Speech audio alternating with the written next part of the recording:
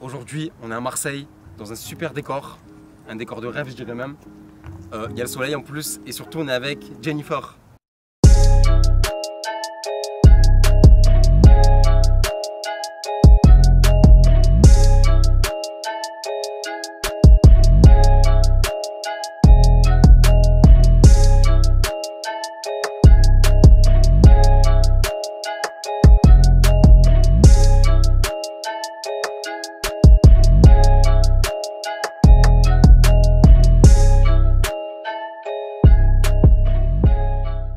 Donc moi j'ai 27 ans, je m'appelle Jennifer Trioro et on finalise la préparation.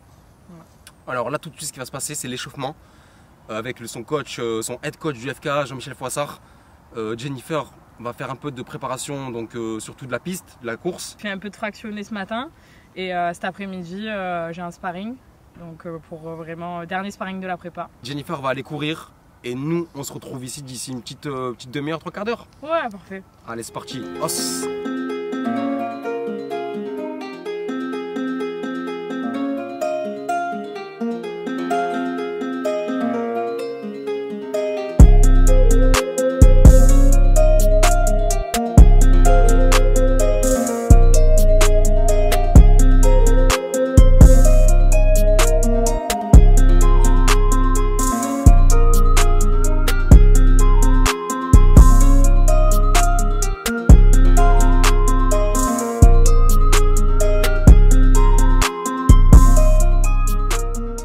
Jean-Michel Froissart, head coach du FKA à Marseille.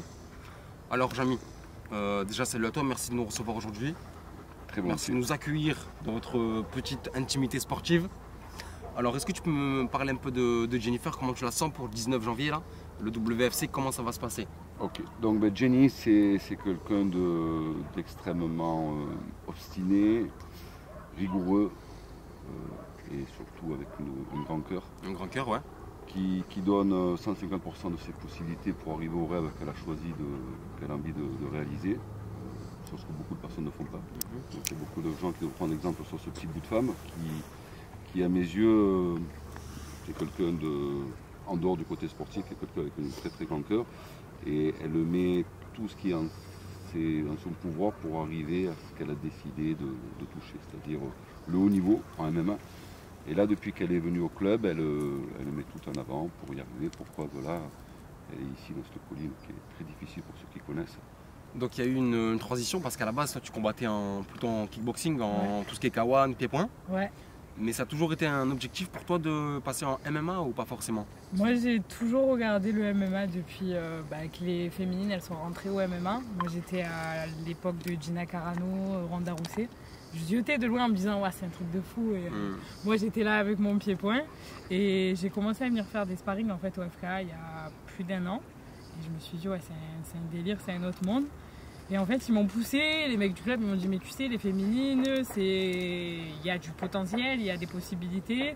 Et en fait l'année dernière j'ai brillé, je me suis dit ouais j'ai l'âge, j'ai 27 ans, on va pas se mentir, si je le fais pas maintenant je le ferai jamais.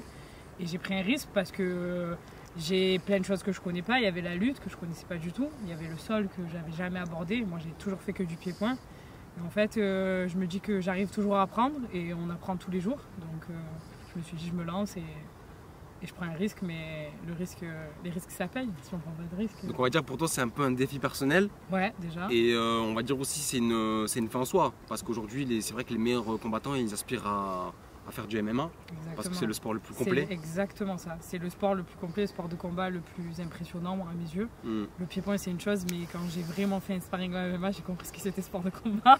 Surtout qu'au FK, il y a pas mal de sparring partners. Il y a du gros niveau. Il y a du gros niveau, ouais. Il y a du gros niveau. Je pense notamment à Emargui. Il y a Emar, il y a Jack Alol, il y a Senra, il y a tout le monde. J'en oublie beaucoup parce qu'ils sont nombreux, mais il y a beaucoup. Mais comme je disais au départ, Jenny, c'est un défi pour elle. Elle adore relever les défis. Elle s'est rendue compte assez rapidement que le pied-point c'est parfait. Mais sans lutte, on ne peut pas faire de MMA. Mais la différence avec beaucoup de monde, c'est que c'est une sportive de haut niveau, qui inclut de la rigueur, de la persévérance et de l'abnégation, ce que beaucoup n'ont pas. Parce qu'ils pensent qu'ils arrivent, s'entraînent 2 heures, on va faire des combats. Non, non. Elle fait tout de façon calculée, réfléchie, elle m'écoute, elle écoute les copains de club et elle se rend compte que ses points forts, ça sert à rien qu'elle travaille, qu'il faut travailler ses points faibles en priorité. C'est ce qu'il faut travailler, c'est ses points faibles, les points forts. On les a, on les garde, c'est les acquis. Par contre, il faut travailler ses points faibles. Et elle, donc, elle a quand même pris un risque en allant dans quelque chose qu'elle ne connaissait pas pour aller prendre des risques. Et maintenant, elle relève le défi, elle s'en sort, je trouve très très bien. Et je pense que le 19, ça sera explosif. On peut féliciter toi, bon, ton manager aussi. Donc toi, tu es avec avec Résilience Management. Résilience Management, pardon. Donc on fait un petit big up à Kael et Aldric Casata. Et toi, vraiment, c'est un gros coup quand même, parce que premier combat, déjà c'est le Brave WFC. C'est une fusion en fait, le Brave et le WFC, ou c'est un partenariat? Je crois que c'est un partenariat. C'est un partenariat. Je pense que c'est le Brave qui va avoir un peu le WFC pour essayer de voir un petit peu. Bon, je pense que je ne sais pas les tenants et les aboutissants des organisations, mais étant donné que le Brave est une grosse organisation, je pense qu'ils vont voir là-bas s'il y a des combattants à pouvoir récupérer. Mais je pense que c'est un partenariat justement pour essayer de faire et monter le WLC et de récupérer des combattants pour eux, pour le Brave, de façon plus facile pour eux. Donc les combattantes françaises commencent de plus en plus à se mettre en avant, notamment je pense à Manon Fiorot qui a remporté la ceinture de l'UFC. Il y a des combattantes à Paris, genre notamment Rizlen, Ma Factory. Donc là on a toi, donc Jennifer, donc ça fait vraiment plaisir, ça fait chaud au cœur. En plus t'es une Marseillaise, t'es d'ici, donc franchement ça va être sale.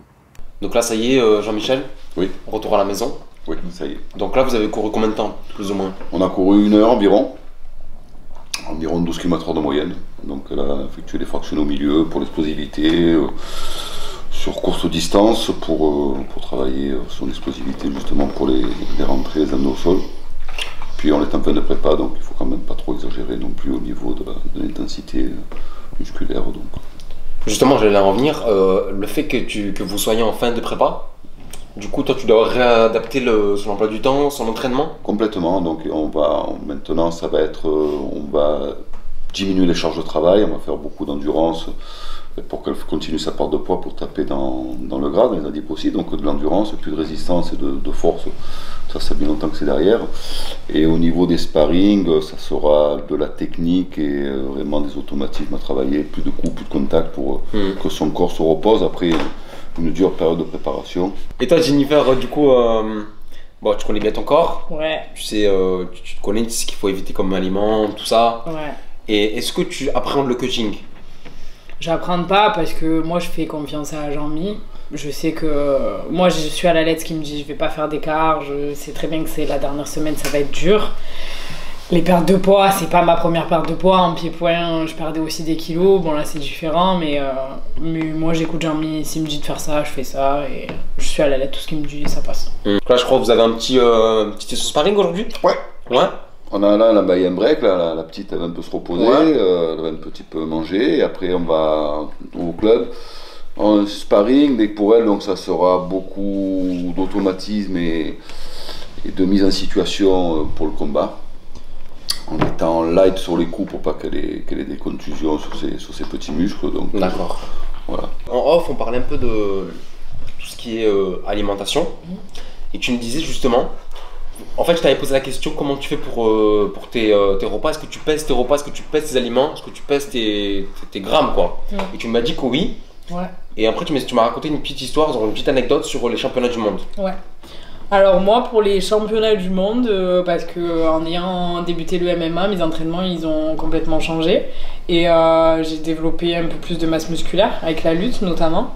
Donc j'ai mangé de la même façon, mais on va dire que j'ai pris un peu plus de poids, j'ai pris de la masse et là je dois adapter mon alimentation et j'avais un peu de mal à descendre au niveau poids, chose qui m'était pas arrivé jusque là, et j'ai contacté Myriam Felag, donc ça a été ma nutritionniste sur mon dernier championnat du monde en pied-point, qui m'a accompagnée, qui m'a suivie en complément des indications de Jean-Michel, et franchement j'avais fait une prépa carrée et je pesais tous mes aliments pendant cette préparation. Bon là ça a été long parce que c'était sur 2 mois. Là après le championnat du monde, on va dire que j'ai repris une alimentation classique. Et là je redescends au niveau du poids, donc je réadapte ce que je mange et là je pèse tous mes aliments, sachant que la semaine avant le combat, la moindre chose que tu vas manger ça va avoir un impact sur le poids, sur la balance, donc il faut vraiment faire attention à ce que tu manges. Bien sûr, bien sûr. Donc ça veut dire que là tu es sur une alimentation très stricte? Ouais, là c'est carré. Tout ce que je mange c'est calculé en fait. Là, ce qu'on va faire, c'est que donc on va aller chez toi. Ouais. Donc tu vas nous montrer ton domicile, Oui. ton logis. Oui. Et puis comme ça au moins on va voir un peu ce que tu nous prépares à manger. Alors tout de suite ce qui va se passer, c'est qu'on va laisser Jennifer et Jean-Michel un peu tranquilles pour qu'ils se reposent, pour qu'ils aillent se doucher tranquillement. On se revoit d'abord chez Ariel, chez Jennifer. Et ensuite on se verra cet après-midi au FKA, session sparring. Salut! Bienvenue chez moi, du coup. Voilà. Je vous fais rentrer. Donc là, ce matin, j'ai cavalé, j'ai couru à jeun. Donc maintenant, on va manger pour recharger un peu. Alors du coup, Ariel, Ouais. donc là tu vas t'entraîner cet après-midi. Ouais. Donc d'ici après une heure, une heure et demie. Ouais, un peu moins. Ouais. Un peu moins, donc du coup tu vas pas avoir trop le temps de digérer. C'est ça. Donc toi, tu es à une semaine du combat. Mhm. Donc tu es obligé de respecter tes calories. Ouais. Donc là par exemple je vois qu'on peut filmer le riz par exemple. On voit que la dose elle est vraiment petite. Ouais. Et puis là tu m'as dit en off, tu m'as expliqué que c'était 50 grammes de riz là. Ouais, il y a 50 grammes de glucides là. Donc ça veut dire voilà glucides on va dire. Glucides. Donc glucides, vous avez tout ce qui est plutôt... Riz, pâtes, pain, ouais. carbohydrates en fait. En gros là, la dernière semaine, moi je sais que pour descendre vraiment le poids, je diminue et après j'arrête complètement les glucides. D'accord. 190-200 grammes de brocoli Ok. et j'ai 150 grammes de poisson blanc. Donc là tu as la balance aussi C'est la pour balance, peser. ouais, je pèse tout. Donc je pense que bon après tous les fighters qui nous suivent, ben, vous êtes tous passés par là hein, forcément. Et aussi je vois que tu as beaucoup de compléments alimentaires, Ouais. de protéines aussi. Ouais, c'est Est-ce que ça. tu peux m'expliquer qu'est-ce que c'est tout ça? Alors, moi j'ai un partenariat avec KDC Nutrition, donc c'est mon sponsor qui m'aide beaucoup sur les préparations. Donc là par exemple, j'ai du sang d'avoine pour préparer mes pancakes. Bon, je me permets hein. Bien sûr. Je me permets. Je t'en prie. Donc vous voyez, donc ça c'est franchement, déjà c'est lourd. Il y a combien là? Il y a 3 ou 5 kilos chez 3 ou 5 kilos. Ouais. Donc ça apparemment, si j'ai bien compris, c'est vraiment pour tout ce qui est pancakes. C'est ça, pancakes protéinés. Voilà, pancakes C'est protéinés, pas mal. tout ça. Hop là. Ça, si on fait par ordre, on va dire ça c'est le matin. Ouais, ça c'est le matin. Quand j'ai pas besoin forcément de calculer mes calories, je me fais des pancakes quand j'ai du temps. Là, c'est des compléments alimentaires, vitamines, ça pour éliminer l'excédent d'eau. D'accord. Donc, Et est-ce que pour un... Par exemple, pour quelqu'un qui... Moi personnellement, moi je prends rien, tu vois. ouais. Je prends pas de compléments ou de protéines, tout ça. Est-ce que par exemple, il y a des choses selon ton corps, selon ton poids, selon ta taille, ou ça dépend? Alors moi honnêtement, complément alimentaire, j'ai commencé à en prendre quand vraiment j'ai fait des grosses préparations où on va dire, tu diminues ton apport nutritionnel, tu t'entraînes beaucoup et forcément tu as besoin de récupérer plus vite, mieux. Pour une personne lambda, je pense qu'avec une alimentation normale, tu n'as pas forcément besoin de compléments alimentaires. Après c'est mon point de vue personnel, hein. J'influence personne. Mais après, passer à un certain stade, quand tu t'entraînes 2 fois dans la journée, que tu prépares des trucs, que tu as le boulot à côté, tu as des grosses journées, moi honnêtement je vois la différence. Même sur une cure de vitamines en hiver, je vois la différence. Et juste pour terminer là-dessus, est-ce que genre pour la récupération, il y a des produits? Récupération, BCA, tout ça? Tu vas avoir les BCA notamment, tu fais un effort, tu vas casser de la fibre musculaire, la BCA ça aide à la reconstruction de la fibre musculaire. Après je suis pas diététicienne, je suis pas médecin, c'est pas mon boulot, mais on va dire que je suis un petit peu renseignée forcément vu que je suis concernée.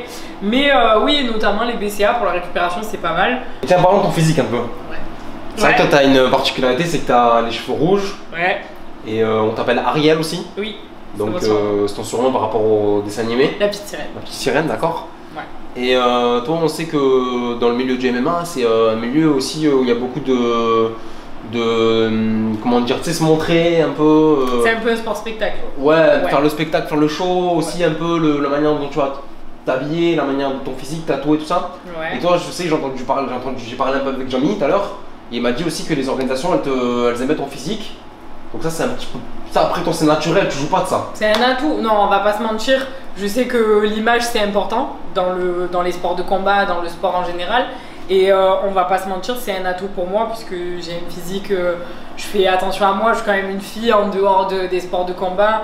Donc j'aime bien quand je sors, quand je suis au boulot, je suis apprêtée. J'aime bien le contraste en fait qu'il y a entre la combattante, où là vraiment je suis dans mon truc, et dans ma vie personnelle, je vais être féminine et j'ai un peu un profil atypique, je suis tatouée, j'ai les cheveux rouges. j'ai des muscles, donc c'est vrai que ça fait le bon contraste et moi j'aime bien et j'en joue. Maintenant, on va arrêter de te déranger, on va te laisser manger tranquille. Et puis, On se retrouve après. on va te filmer. On va te filmer pendant que tu manges pour bien te faire chier. Mais du coup, là, je fais mon sac pour le sparring. Donc, il faut pas que j'oublie des trucs. J'ai mes bandes, ça, protège-dents. Très important, ça. Je veux garder mes dents, les petits gants, les gros gants, le casque. C'est pas facile la vie de combattant, vraiment combattant, combattante, il faut être hyper organisé. Genre là j'ai tout qui est millimétré, 14h25 je pars, je vais avoir le sparring, après je rentre, je me prépare, je pars travailler. Faut vraiment avoir un gros mental parce que quand t'es fatigué, quand tu manges pas beaucoup, comme là, c'est compliqué. Bon voilà du coup on est en route pour le sparring. Donc j'ai mangé, je suis bien, je suis dans un bon mood. Là ça va être pas mal je pense. J'espère que, bon je sais pas s'il y aura des filles. Bon dans tous les cas quand je tourne avec les gars c'est mieux pour moi hein, au final. Ils sont plus lourds donc plus agressifs, plus rapides. Donc c'est un peu mieux. Et voilà. On se retrouve à la salle. Alors voilà, suite de notre reportage sur Jennifer. Donc là on vient d'arriver dans son club, donc à la salle, au FKA. Ouais. Donc Jenny, on va faire quoi? Qu'est-ce que tu vas faire plutôt? Bah là, je vais m'échauffer un petit quart d'heure. Après,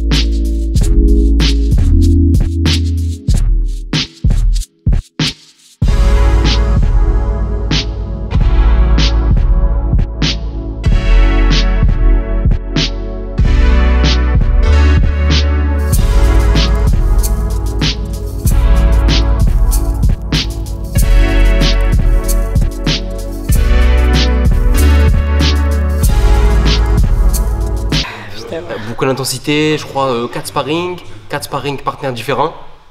Donc le coach il leur a dit un peu de te mettre la pression parce que tu as quelques jours du combat. ouais. Comment tu t'es senti sur cet entraînement? Mal. Très très mal. Non, après je sais, faut que je relativise. Moi j'aime pas quand j'arrive pas à être à 100%. Je sais que c'est des mecs qui sont plus lourds, qu'ils se reposent toutes les minutes. Moi je tourne sur 5 minutes, 4 fois 5. C'est très long. J'ai mangé il y a pas longtemps, je me suis entraînée ce matin. Mais j'aime pas quand j'arrive pas à travailler. Et là c'est ce qui s'est passé, j'ai eu du mal à poser ma boxe, poser mes coups.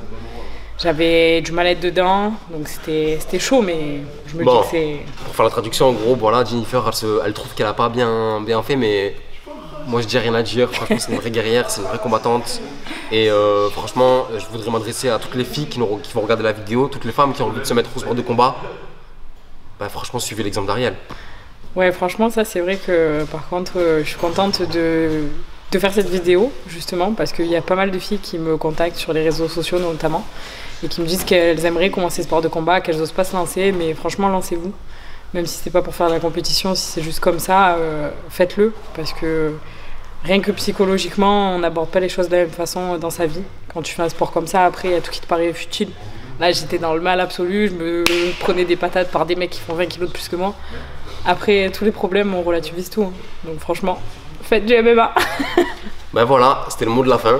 Donc Jennifer, merci beaucoup Ariel, Jennifer, voilà. Bon, allez, on va dire un coup c'est Ariel, un coup c'est Jenny. Non, plus sérieusement, ben, franchement, merci à toi Jennifer de nous avoir invités. Oui, merci à vous. Merci à vous d'avoir fait une vidéo, d'avoir pris du temps. Hein. Petite, si tu veux dire quelque chose, faire une dédicace à quelqu'un encore, profites-en. Ben, merci beaucoup à MMA Fightness de m'avoir suivi sur une journée entière. Parce que là, du coup, après, je me change et je pars travailler ce soir. Et j'aimerais dire un grand merci à Jean-Michel Foissard qui croit en moi. Et je sais que demain, si j'ai une guerre, ça sera grâce à lui que j'aurai les couilles d'aller au bout. Et on l'a pas vu sur la vidéo aujourd'hui, mais j'ai quelqu'un qui est très important aussi avec moi et qui sera aussi là sur mon combat dans mon coin. C'est Swill Tyree, qui me prépare énormément mentalement et sur la préparation physique. Donc je pense à lui. Et je vais faire le petit mot de la fin. Ma meilleure amie qui n'était pas là aujourd'hui parce qu'on a eu un petit souci d'emploi du temps. Emma Gongora qui est aussi une combattante et qui fait aussi beaucoup dans ma vie perso. Et malheureusement elle n'était pas là sur la vidéo, mais on aura l'occasion de refaire des vidéos ensemble je pense. Donc voilà, merci à tous et n'hésitez pas à suivez-les parce que je pense que c'est l'avenir MMA Fightness et ils font que du lourd, que du sale. Alors voilà, c'était Gabriel pour MMA Fightness. On remercie vraiment Jennifer pour cette journée entière et on se termine cette petite vidéo avec le papy pour les intimes, plus précisément le head coach du FKA, Jean-Michel Froissart. Merci à vous d'être venus les gars, de prendre de l'intérêt pour petite Jenny. Toujours un plaisir. Elle le mérite, vous faites un super boulot, donc continuez ainsi. Bah, merci beaucoup Jean-Michel et puis on se revoit très vite pour de nouvelles aventures. Pas de soucis. Os.